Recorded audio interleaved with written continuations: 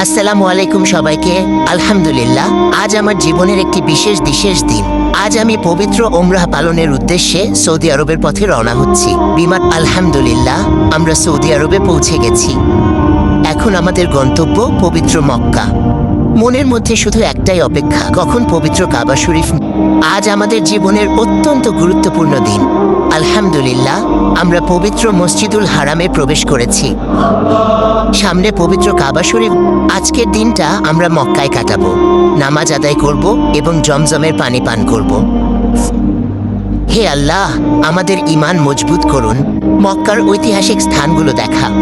আজ আমরা মক্কার আশপাশের কিছু ঐতিহাসিক স্থান দেখব। প্রতিটি স্থানের সংক্ষিপ্ত ইতিহাস জানার চেষ্টা করব, তবে আমাদের মূল উদ্দেশ্য থাকবে ইবাদত করা। মক্কায় দোয়া ও ইবাদতের দিন। আজ আমরা বেশি সময় মসজিদুল হারামে কাটানোর চেষ্টা করব। নামাজ, তাওয়াফ, কুরআন তিলাওয়াত, দোয়ার মাধ্যমে দিনটি কাটাবো। আজ মক্কার সফর শেষ করে আমরা মদিনার উদ্দেশ্যে রওনা হচ্ছি। মক্কা ছেড়ে যেতে মনটা একটু খারাপ লাগছে, তবে সামনে রয়েছে পবিত্র ভূমি। আলহামদুলিল্লাহ, আমরা মদিনায় পৌঁছে গেছি। আজ আমরা মসজিদে নববীতে যাব। সুবহানাল্লাহ, সত্যি অসাধারণ। এখানে নামাজ আদায় করব, দুরুদ ও সালাম পাঠ করব, এর কাছে দোয়া করব। মদিনার বিভিন্ন স্থান।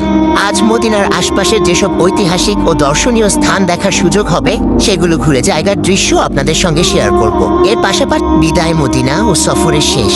আজ আমাদের পবিত্র সফরের শেষ দিন। মক্কা ও মদিনার এই সুন্দর স্মৃতিগুলো সারা জীবন মনে থাকবে। বিদায় নেওয়ার সময় মনে একটাই দোয়া, হে আল্লাহ, আমাদের এই সফর কবুল করুন, আমাদের সব গুনাহ ক্ষমা করুন, আমাদের বাবা মা, পরিবার, আত্মীয় স্বজন। আল্লাহ হাফেজ।